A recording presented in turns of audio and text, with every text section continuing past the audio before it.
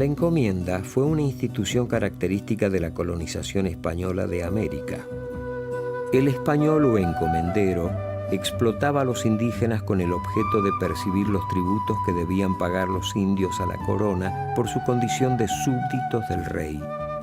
Descontentos con los frutos anuales de estos trabajos, los encomenderos impusieron un nuevo y denigrante negocio: el servicio personal, por el cual los indígenas, con sus mujeres y sus hijos, tenían la obligación de trabajar para el encomendero. Esto significó la esclavitud de toda una raza.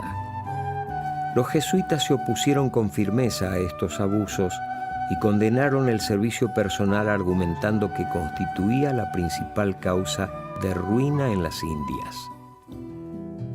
En una medida sin precedentes en las colonias, los sacerdotes les ofrecieron a los indios la posibilidad de un contrato justo por el trabajo que realizan. Sus prédicas en contra del servicio personal les ganaron muchos enemigos entre los encomenderos y las autoridades. Estas últimas retiraron el apoyo económico que la compañía necesitaba para mantener a sus padres y novicios, que eran cada vez más numerosos.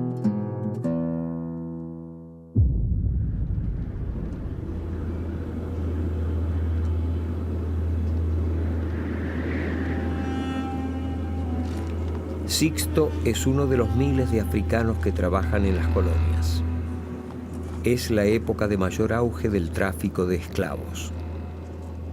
De los puertos de Angola salen a diario barcos que transportan hombres y mujeres hacia Europa y América. Además, los sacerdotes son los únicos que se interesan por aprender el angoleño para comunicarse mejor con los esclavos.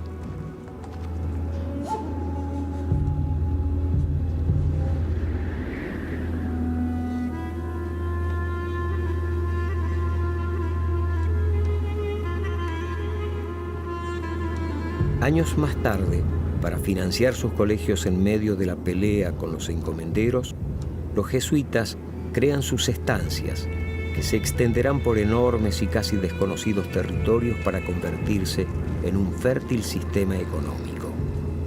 Esto será posible, en gran parte, gracias a la infatigable mano de obra africana.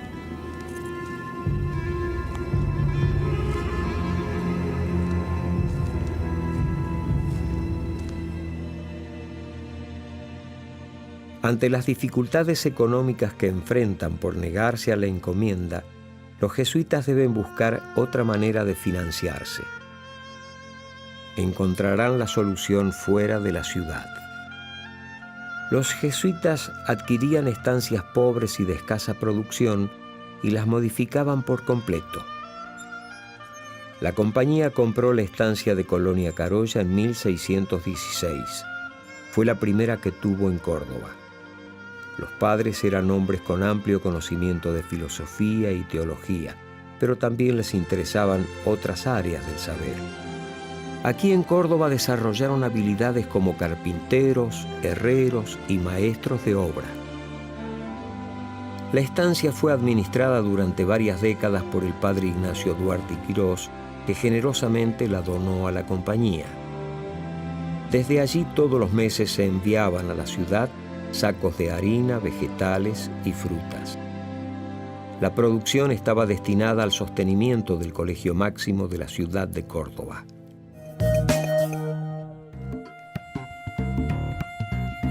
Ahí está, el enfrentamiento con los encomenderos hace que los jesuitas tomen otra actitud, sobre todo en materia económica, porque les cortaron los aportes para las misiones y dijeron, bueno, vamos a producir por nuestra propia cuenta, un gran desafío, ¿no?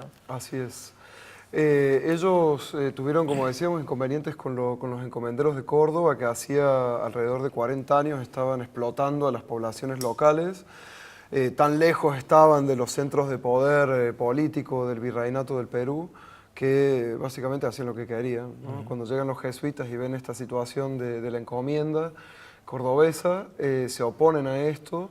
Y rápidamente, como bien decís, les cortan los víveres a los jesuitas y ellos deben incluso trasladar el Colegio Máximo que habían establecido en 1610, la futura universidad, a Chile, a la vecina Chile, durante un año, porque no tienen ni siquiera dinero para solventar los gastos de los estudiantes en Córdoba. Llaman a través de cartas de Diego de Torres con los oidores o jueces de la audiencia de Charcas a que vengan a ver qué estaba pasando en Córdoba. Llega el oidor Alfaro, que un dato no menor que hablábamos fuera de cámara, que el oidor Alfaro era el padre de un jesuita instalado en el Paraguay, el padre Diego de Alfaro, que además era comisario de la Inquisición, también tenía ese otro cargo. Claro. Eso es otro tema interesante, el vínculo entre los jesuitas y la Inquisición, que corre por temas distintos de los que uno habitualmente podría pensar, ¿no? Pero en relación a la encomienda, finalmente con las visitas del oidor Alfaro, la situación más o menos en pareja, pero los jesuitas ya, como bien decís, al volver tienen este otro proyecto de autofinanciarse a través de las estancias, algunas de las cuales compran, otras reciben en donación. Primeramente, el trabajo es bastante lento hasta que finalmente se instalan como verdaderos núcleos productivos, que van además a ser un motor productivo para toda la región, no solamente para la orden. Y algo que también hablábamos fuera de cámara, que me parece importante y que se mencionaba en el video, es la mano de obra esclava. Los jesuitas protegían mucho a la población indígena local, pero utilizaban la mano de obra esclavizada, africana, igual que las otras órdenes e igual que los particulares. Estas estancias jesuíticas de Córdoba fueron estas bellísimas iglesias que se han conservado, incluso los edificios en la ciudad, fueron levantados por mano de obra esclavizada, ¿no? Cientos, además, en cada una de las estancias. En plena época de tráfico de esclavos en todo el mundo, ¿no? Siendo que Córdoba estaba bastante lejos de los puertos, pero llegaban acá. Pero, como decíamos, era el cruce de caminos y muchos esclavos que entraban por el puerto de Buenos Aires, se legitimaba su situación en Córdoba, ¿no? Y eso que Córdoba, paso de caminos, había un mayor control, porque en Asunción, por ejemplo, era casi nulo, ¿no? De ahí que los jesuitas y los encomenderos tuvieran enfrentamientos muy grandes. De hecho, 4 veces los expulsan los asunceños, entre ellos el obispo Cárdenas, que llegó a tomar el gobierno por poder, hizo incendiar la iglesia de los desocupar, expulsar e incendiar la iglesia de los jesuitas, que es uno de los hechos únicos en la historia de la Iglesia Católica, ¿no? Que un obispo incendie una iglesia. Pero ese conflicto en encomenderos jesuitas va a estar siempre, porque bueno, porque es una cuestión que pasaba por el tema de poder económico. Qué increíble, cómo el poder económico moviliza y genera guerras y conflictos de todo tipo en cualquier época de la historia de la humanidad, ¿no? En ese territorio de las misiones guaraníticas, que también son bien conocidas, San Ignacio Miní, de la que está hablando Carlos, tenían esos dos frentes, ¿no? Por un lado los encomenderos y por otro los bandeirantes paulistas que bajaban de Sao Paulo, esos ejércitos privados que llegaban a las misiones a capturar y a esclavizar a los indios, porque hasta principios del siglo XVII Portugal tenía una visión distinta del indio, digamos, lo consideraba esclavo, ¿no? Entonces estos bandeirantes llegaban a este territorio del Gran Paraguay a esclavizar, a capturar y esclavizar a los... Con la complicidad española, obviamente, que al final terminan entregando toda una especie de provincia, que era el Guairá, a manos de los portugueses, y así fueron avanzando, ¿no? A través del tiempo. Brasil, desde el siglo XVII, XVI, sobre las fronteras españolas, ¿no? Que poco cuidaban. Y a veces las reducciones servían justamente para poner un límite a esa frontera e incluso utilizar a los mismos indígenas como ejércitos. Es decir, el ejército de España eran los guaraníes contra la frontera portuguesa. Vamos a ver ahora cómo, pese a todas estas adversidades, los jesuitas buscaban las maneras de continuar hasta donde pudieron, utilizando la imaginación, la fuerza de voluntad y también el conocimiento. A ver.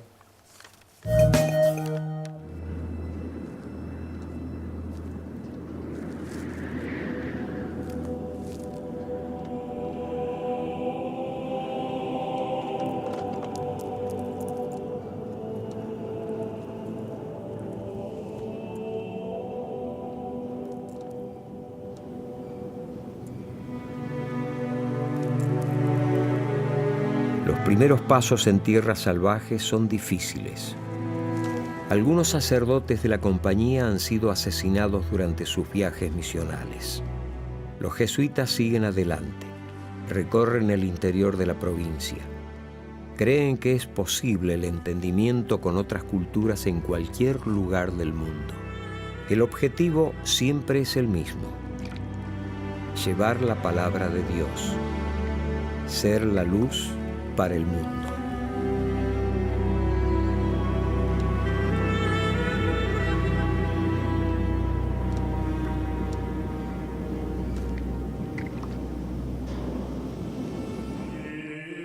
Los jesuitas conocen las penurias de la zona rural donde los españoles tienen sus haciendas. Allí trabajan una gran cantidad de indios, cumpliendo con el servicio personal, y los esclavos africanos afectados a las tareas más pesadas. Todos ellos olvidados de la mano de Dios.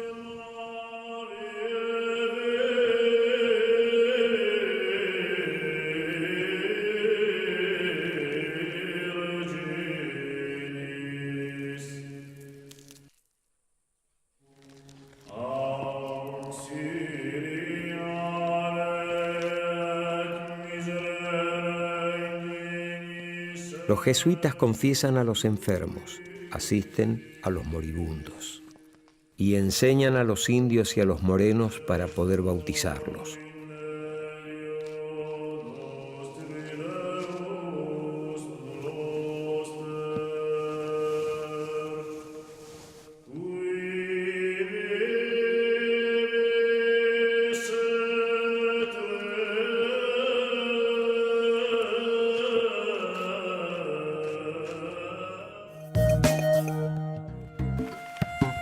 Ahí está, tenían que salir a conquistar el terreno salvaje, encontrarse con injusticias que ellos consideraban podían corregir y trabajar en respecto a la cuestión esta de la restricción económica que tenían, ¿no? Varios frentes para hombres que quizás marchaban solos muchas veces, ¿o no? Sí, porque eran ejércitos que se dispersaban, ¿no? Siempre por lo Sí, menos iban de a dos. Bueno. Y bueno, No es y lo pasaban, hay muchísimos relatos de lo que de las cosas que enfrentaban. Vos imaginate que en un territorio que no había nada, solo indios desconfiados, tampoco eran tan belicosos, pero totalmente desconfiados de estos tipos raros. Claro. Imagínate, son como marcianos que venían a ocupar tierras, ¿no? Hay un jesuita que tiene una historia muy particular de esta primera época de la llegada de ellos a este territorio, que es el padre Barzana. No, lo van a hacer santo. Lo van a hacer santo ahora. Sí, hay un libro. Porque conocía muchas lenguas de los indios y era un excelente lingüista. Entonces, a medida que avanzaba en el territorio, caminando y conociendo a la gente, se comunicaba rápidamente con los pueblos. Y era el modo que tenían de comunicarse, de entrar al Bueno, hoy territorio. existen una cantidad de lenguas, como la de los lules que hizo Machoni, un jesuita, y los tonocoté también. y que no existen más esas etnias, pero se conservaron las lenguas, que son todas lenguas ágrafas, ¿no? El guaraní no existe escrito, lo escribieron los jesuitas, como otras lenguas, cientos de lenguas, ¿no? Porque era la forma de salir a evangelizar, y eso ya viene de San Ignacio, ¿no? De salir a evangelizar en la lengua del lugar. Que es lo que hablábamos al principio, de esta capacidad empática que tenían los jesuitas, distinta de otras órdenes, porque los guaraníes, otras órdenes como los franciscanos intentaron evangelizarlos primero y no, digamos, sin éxito. Y uno piensa, ¿por qué sí los jesuitas? Y bueno, los jesuitas buscaban modos de vincularse de una manera pacífica con ellos y encontrar puntos de contacto incluso religiosos, ¿no? Pero por ejemplo, en el caso de los guaraníes, el contacto más extraordinario que se produce en términos culturales es la música, ¿no? Ellos se dan cuenta que los guaraníes son muy propensos a la música y entonces llaman a luthiers, a músicos, jesuitas y empiezan a establecer un contacto que es primero cultural, ¿no? Y después religioso. Eso me parece muy interesante. Aprendían los unos de los otros. Claro. Sí, sin duda. Claro, y volviendo a su al modo. tema de los africanos esclavizados, Sí. de hecho eran mucho más valiosos los esclavos de los jesuitas porque seguro tenían un oficio. ¿no? Cuando se los expulsa a los jesuitas eran muy codiciados. De hecho, son las primeras cosas que se venden, ¿no? Es decir, los esclavos se venden, los esclavos producen una rebelión en contra de esas ventas, ya con los jesuitas exiliados. Y bueno, era porque el trato que le daban no era el mismo que el de los españoles, ¿no? Los jesuitas le daban un trato mejor a los esclavos. Claro, de hecho, vos fíjate. Aún siendo esclavos. Dentro de lo terrible que significa la esclavitud humana, ¿no? Pero fíjate, en por eso- ejemplo, el hábitat de un esclavo que hoy en la estancia de Santa Catalina está lo que es despectivamente se le dice ranchería, ¿no? Pero ese conjunto habitacional, fíjate la calidad constructiva que tiene, con paredes de piedra, ladrillo, tejas y hasta inclusive un portal de ingreso barroco, te da una idea del modo de vida que tenían. Y bueno, y después en las aptitudes en la construcción, en la herrería, en la y no carpintería. no separaban las familias tampoco. Por supuesto que no, que estaban totalmente evangelizados. Ellos se bautizaban, hacían la comunión, la confirmación, los matrimonios, no se separaban. Cuando vino la expulsión, ellos no les importaba vender a un hijo y a otra familia, ¿no? Por eso se rebelan incluso. En ¿no? el mismo contexto de Córdoba, en donde se ha estudiado que, por ejemplo, para el siglo XVIII, una edad promedio de venta de un esclavo era de 3 a 5 años, de un esclavo niño, ¿no? Entonces eso, los jesuitas, por lo menos, digamos, dentro de como decimos, del contexto terrible de la esclavitud que ellos también propiciaban, tenían con los esclavos una actitud distinta, ¿no? No separaban las familias, les daban oficios y los integraban, como dice Carlos, al mundo que habían traído los europeos, que estaba atravesado por la vida religiosa. Entonces el bautismo, el casamiento, la extremaunción, de algún modo los integraba a la vida de los otros habitantes. Y eso ya lo vio el padre Diego de Torres cuando vos decías que había estado en distintos lugares. Bueno, cuando estuvo en Cartagena de Indias, ahí tuvo contacto directo con Sandoval, un jesuita, que escribió un libro donde hace toda una denuncia de los malos tratos que recibían los esclavos cuando llegaban a uno de los puertos principales de esclavitud. El mismo lugar, Cartagena, donde trabajó Claver, ¿no? Fue un santo, ¿no? Es decir, Diego de Torres ya vino con esa idea de crear el Ministerio de Negros, como le llamaron, donde, bueno, específicamente se doctrinaba a los africanos igual que a los españoles. De hecho, las iglesias de las estancias eran iglesias para uso exclusivo de los esclavos. No es que venían españoles que vivían cerca, nadie vivía cerca. Era muy grande, muy extenso el territorio. Cuando vemos Santa Catalina, qué hermosa iglesia, qué sé yo, eso era el lugar de los africanos, esclavos. Esto es una cosa que no se conocía hasta, yo te digo, hasta el 2000, y mucho antes las estancias jesuíticas se confundían con reducciones, ni siquiera se sabía de la presencia del afro. Después, que está entre nosotros, hay que decirlo, porque hay una Córdoba negra que se ha diluido entre la población cordobesa. Sí, y queda tanto por investigar sobre esto, tantos datos perdidos y sueltos que en algún bueno, y momento esas iglesias impresionantemente grandes, hermosas y qué sé yo, habían sido construidas por ellos, para ellos. Que yo siempre me preguntaba, ¿cómo serían esas misas? No sé si...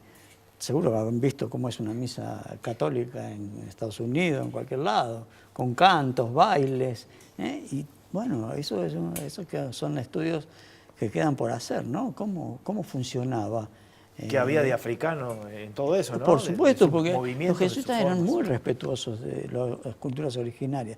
Fíjate que en China se vestían de chinos, son famosas las cosas que pasaron ahí. El padre Ricci. Es decir, siempre hay un respeto hacia las culturas originarias. De hecho, ¿por qué tendrían que evangelizar en la lengua del lugar? Que aprendan castellano los indios o los negros, ¿no?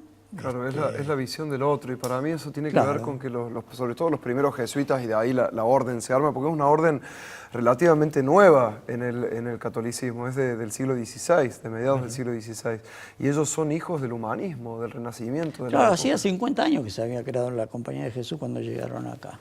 Esto de decir que son hijos del humanismo indica que también tenían una gran inteligencia, una gran capacidad, Todos eran profesionales. capacitados para abordar distintos problemas, ¿no? Porque Y la suficiente- problemas que se le ponían adelante y los resolvían. Sí, sí, eran todos teólogos, filósofos, con la suficiente humildad de internarse en la selva y embarrarse hasta las orejas con tal de... Y yo a veces me digo, ¿querían evangelizar o querían salvar vidas? ¿No? Capaz que las dos cosas. Sí. Hay algo que no hemos hablado y que quería preguntarles brevemente, la cuestión de la educación de los hijos de los españoles por parte de ellos. Era un objetivo que había que cumplir, pero en realidad estamos hablando ya en definitiva de americanos, descendientes de criollos. españoles, ¿no? De criollos. Sí. Y bueno, tiene que ver con la propia mentalidad jesuítica. Ellos, incluso, fíjate que el nombre de Montserrat hace alusión a ese antiguo convento medieval de Cataluña, en donde San Ignacio depuso las armas, dejó las armas de soldado para convertirse en sacerdote. Entonces este convictorio donde van a vivir los estudiantes es un lugar a donde el conquistador tiene que dejar las armas afuera para entrar y aprender, adquirir conocimiento y convertirse en alguien de valía, pero a través del conocimiento, ¿no? Entonces esto también habla de este intento de los jesuitas de pacificar también a los españoles, ¿no? No solamente... Sí, y sobre todo a una élite. A la élite, sí, A la por élite. supuesto, es la élite. Porque también ¿no? pasa con No los es- indígenas, en las reducciones también tenían colegios y se les enseñaba de todo, pero eran a los hijos de caciques, ¿no? Son famosos las escuelas de hijos de caciques.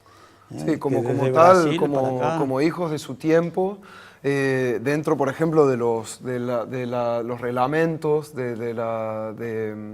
del convictorio de Montserrat, aparecía la normativa de que debían ser hidalgos o hijos de algo, es decir, no tener mezcla de indios, negros, moros o judíos por ninguno de los cuatro costados.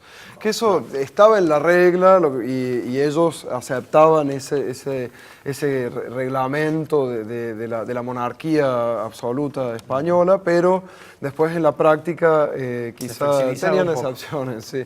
Uno de ellos es nada más y nada menos que Ignacio Duarte Quirós, el fundador del Montserrat, hijo de presuntos conversos portugueses, Simón Duarte y María de Quirós, que estudia con ellos, es decir, que es estudiante y después es el fundador de una institución que va a ser regenteada por los propios jesuitas. Es apasionante la historia de los jesuitas en nuestro territorio. Vamos a hacer otra pausa para ya encarar el cierre de este gran programa que tenemos hoy. Mirá, te estás enterando muchísimas cosas que tienen que ver con la presencia de los jesuitas durante muchísimos años también en nuestro territorio. Señores, pausa, ya venimos.